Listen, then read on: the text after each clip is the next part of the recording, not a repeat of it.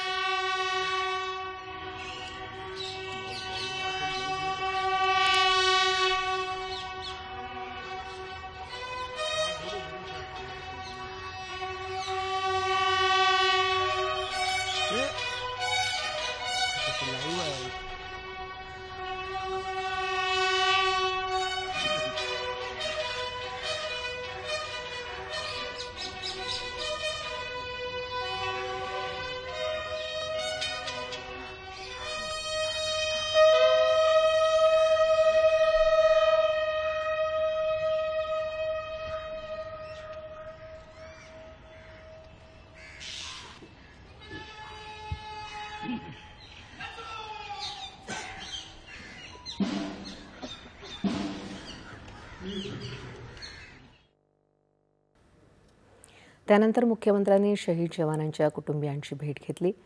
विधानसभेचे अध्यक्ष राहुल नार्वेकर यांनी 26/11 निमित्त मुंबईत आयोजित कार्यक्रमात इस्रायलच्या प्रतिनिधींना संबोधित केलं। यावेळी नार्वेकर यांनी मुंबई दहशतवादी हल्ल्याची तुलना हमासनं इस्रायलवर केलेल्या हल्ल्याशी केली।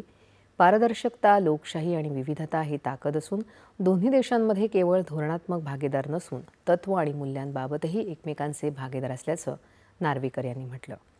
महाराष्ट्र पोलीस बॉईज संघटनेतर्फे मुंबईत शहीद जवानांना आदरांजली वाहण्यात आली।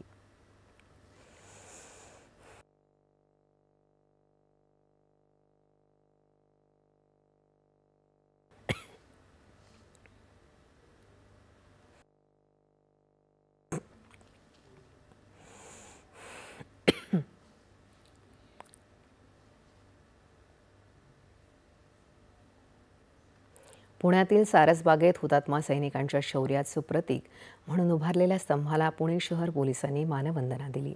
यावेळी पोलिसांसह शालेय विद्यार्थ्यांनी चित्रकलेच्या माध्यमातून हुतात्म्यांना श्रद्धांजली अर्पण केली।